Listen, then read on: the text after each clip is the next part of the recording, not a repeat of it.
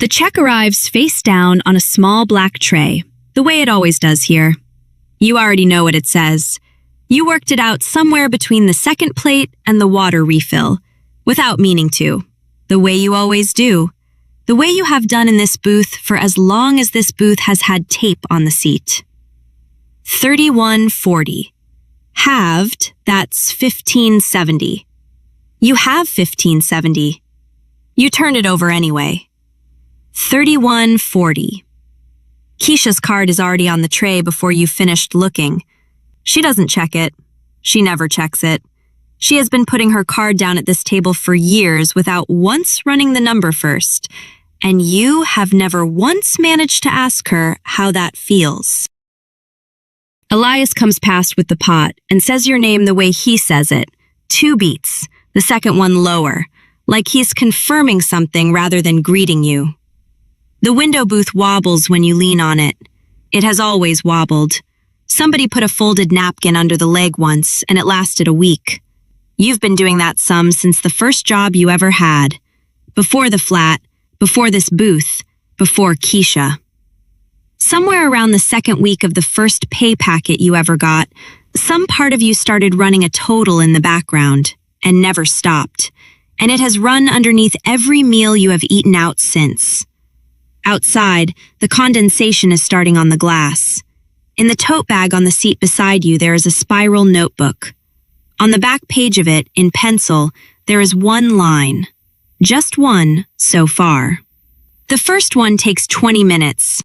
You're not going to remember the exact evening later, only that the tap was dripping, and had been dripping for 11 days, and that the plumber's number was still in your phone unsent because the call-out alone was more than the thing was worth to you. Every third drip landed on the metal of the drainer instead of the porcelain and made a different sound. You had stopped hearing it and then started hearing it again. The laptop is on the kitchen table because the kitchen table is where things happen. One lamp. The overhead is broken and has been since the autumn. A woman who runs a nail place 2 streets over needs something for her feed. She has said this out loud, in front of you, twice, in the manner of someone complaining about weather. The second time, you said you could try. So you try. You cut the clips she sent, you put words over them, you make the thing move the way you have watched 1,000 things move at 1 a.m. when you couldn't sleep. It takes 20 minutes. And most of that is deciding. You send it. She sends back 3 exclamation marks and asks what she owes you. $180. You type the number and delete it and type it again and send it before your hands can reconsider. And then you put the phone face down on the table like it's something that might go off. Here's the part nobody warns you about. The money doesn't arrive. She pays. The screen says she pays, but the account says pending. And pending is a word that means nothing and everything. And you refresh it 4 times that night and twice on the bus in the morning, and the number stays where it was. 4 days. That's the answer. Though nobody tells you it's the answer, the money lands on the 4th day, at 9 a.m, while you are in a corridor holding somebody's clipboard. $180. You go into the toilets and you look at it, and your ears are hot. Somebody comes in and you put the phone away like you've been caught doing something, and then you stand at the sink running water you don't need over your hands, watching the number in your head instead of your reflection. It is not a lot of money. You know exactly how much it isn't. It is a fraction of 1 week, and it will be gone inside a fortnight, and it changes nothing about Thursday. It is also the first money in 9 years that arrived because you decided it would. At night, you take the spiral notebook out of the drawer, the one you use for shopping lists, that has your mother's number in the front from when you didn't know it by heart, and you turn to the back page, and you write it down. 180. You don't tell anyone. You don't decide not to. It just doesn't occur to you that there's anything there worth saying yet. The tap is still dripping. The fridge goes in the second week of April, on a Tuesday, quietly, with no warning noise. You simply open it on Wednesday morning, and everything inside it is wrong. 9 weeks ago, that would have been a specific kind of day. The kind where you do the arithmetic standing in the kitchen with the door still open, cold air on your legs, working out what moves and what waits and who you might have to ask. Instead, you stand there for a moment and think, 600 maybe. It's 620, delivered Saturday. You pay it out of the other account. Not the account, the other one. You opened it in March on the bus, thumbing through a form on your phone with the window fogged beside you, and it asked for the name of your employer and you stopped. Sat there. Watched the field blink at you. Your stop came and went, and you rode 2 more before you put anything in the box at all. Because the honest answer was that nobody employed you to do this, and there was no name for what you were. You put down your own. The money goes in there now, and it doesn't touch the rent. That's the whole of it. One account is the life you explain to people. The other one is the other thing, and it sits there not being explained to anybody. 20% of everything comes off the top before you look at it, because someone in a comment section said 20% and 20% sounded like a number a careful person would use. That will turn out to be wrong. Not yet, though. 180, 240, 180, 400, 320, 260.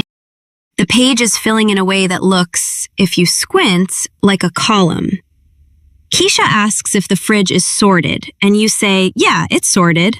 And she says, good. And neither of you says anything else about it. And that's the whole conversation. It should not feel like anything. It feels like something. The roster goes up on a Friday, and Gerald has put you down for the Saturday, because Gerald has put you down for the Saturday every time there's been a Saturday to give away for 4 years. You take it off. You do it while he's at the far end with his back to you, and you walk away too quickly afterwards. And by the afternoon, your chest is doing the thing it does when you've been caught. Except you haven't been caught, and there isn't anything to be caught at. He finds you by the lockers. He says, you all right? Not why, not you're not down for Saturday, just, are you all right? And it lands sideways, because for 4 years, the answer to a Saturday shift was that you needed it. And now the answer is a different shape entirely, and you cannot say it out loud. And so you say, I'm fine, just got a thing. A thing. You think about that on the bus home. 4 years of taking every Saturday, and nobody ever asked if you were all right about it, because a person taking every Saturday is a person behaving correctly, and nobody checks on that. It's the not taking that makes them look up. That night, you sit at the kitchen table with the calculator app open and work out that 20% was never going to be enough. It's 15.3 before anything else even starts. That's the part that has nothing to do with brackets or deductions. That just comes off the top of what you make on your own. And then the ordinary tax sits on top of that. Everyone sensible says 25 to 30. You said 20. $610 across everything since February, sitting in the wrong account, wearing the costume of money you had. You move it.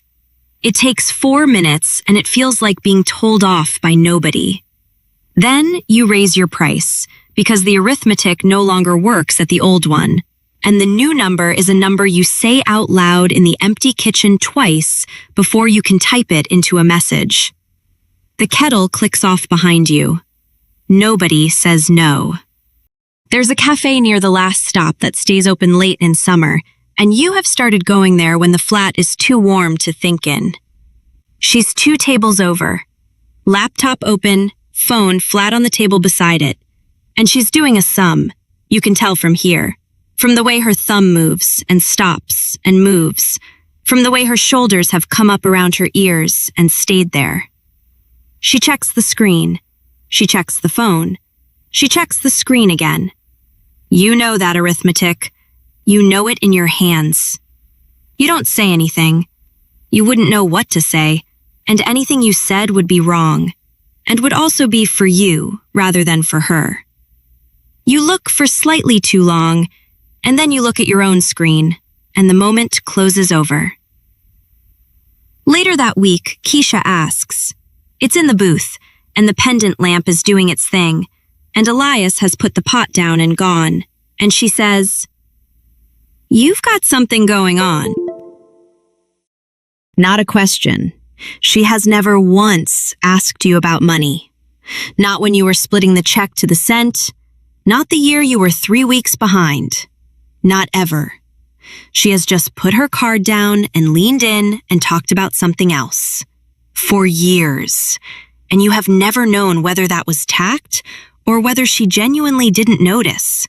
And you have never wanted to find out badly enough to ask. A bit of work on the side, you say. Little videos. For places. Right, she says. And she leans in, the way she does. And you tell her almost nothing. You tell her the shape of it, that people need a thing, that the thing takes 20 minutes, that you charge for the 20 minutes, and you do not tell her the number. And she does not ask for the number. And afterwards you sit in the wobble of the booth, wondering why you held it back, when she is the one person in the world who would not have made it mean anything. On a Sunday you show her. Once. 2 hours at her kitchen table with the rust-colored sleeves pushed up her forearms and her tote on the back of the chair. And she gets it faster than you did. And by the end, she's arguing with you about the words on the screen. She doesn't take it up. That's not the point, and both of you know it isn't. She wanted to see the thing you'd been carrying, and now she's seen it, and she can put it down again.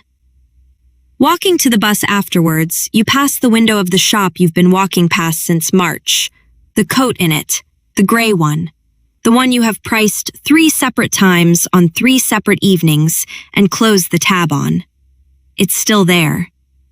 You stand in front of it for a bit in the cold, and you want it, straightforwardly, the way you wanted things when you were much younger and there was no argument attached.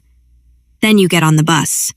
You don't buy it, and you don't give yourself a speech about not buying it either. The notebook goes back in the bag.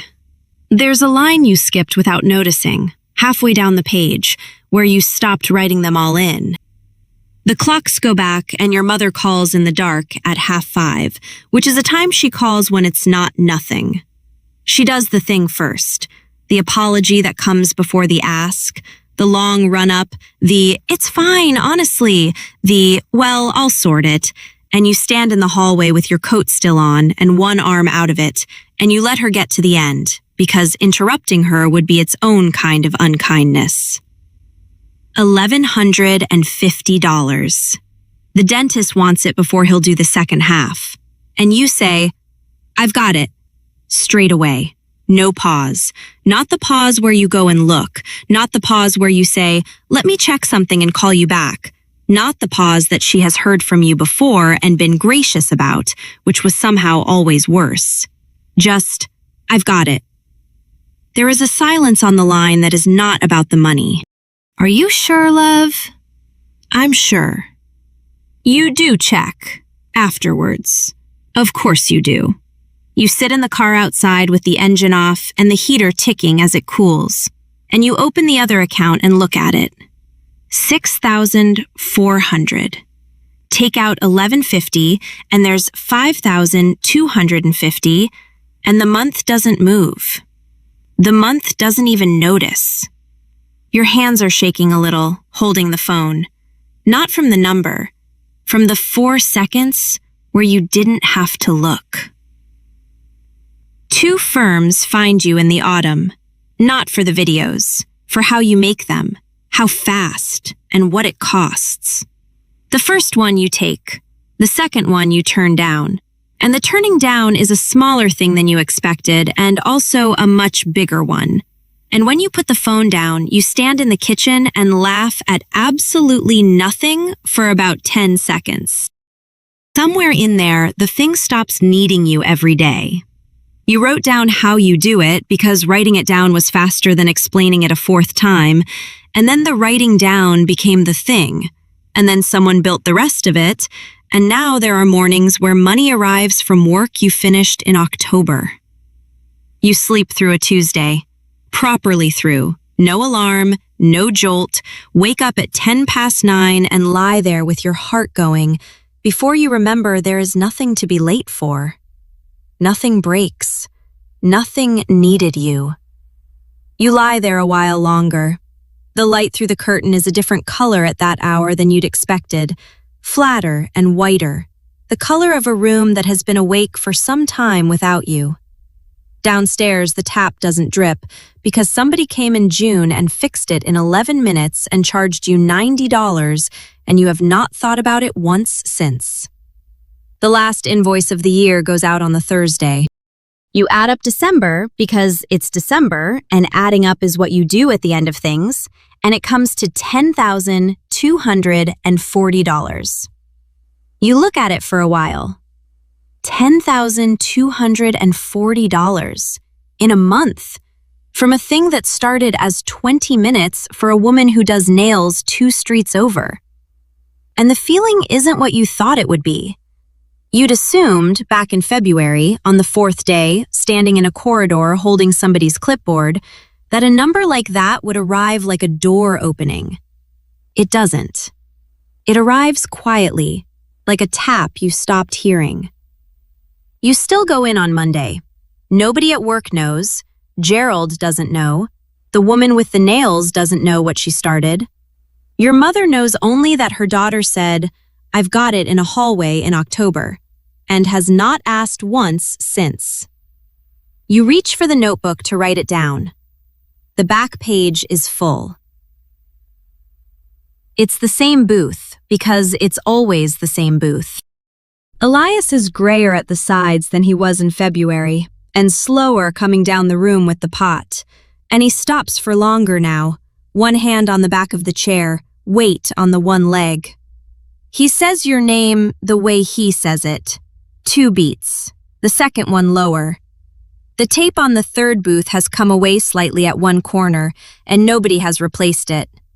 You're wearing the cardigan, the charcoal one, the left cuff gone soft and pilled where you push it up your arm. You had forgotten you owned it for about 4 months. It was on the back of a chair all summer. The check comes face down on the small black tray, and you turn it over and read it. That's all. You turn it over and read it, and the arithmetic doesn't happen, and the doing it before you look doesn't happen. Because at some point in the middle of the year, the part of you that ran that sum in the background quietly stopped running it, and you never noticed it go.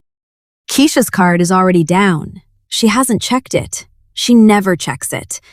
You know now that it isn't tact and it isn't obliviousness. It's just what it looks like from inside, when the number isn't a thing you have to carry. The notebook is in the tote on the seat beside you, and the back page is full, and you have not started a new one. You're not going to. That's what the money was for.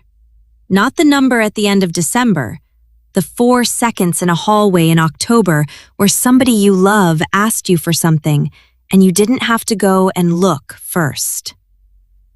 The window is fogging up again. Somebody should put a napkin under that leg.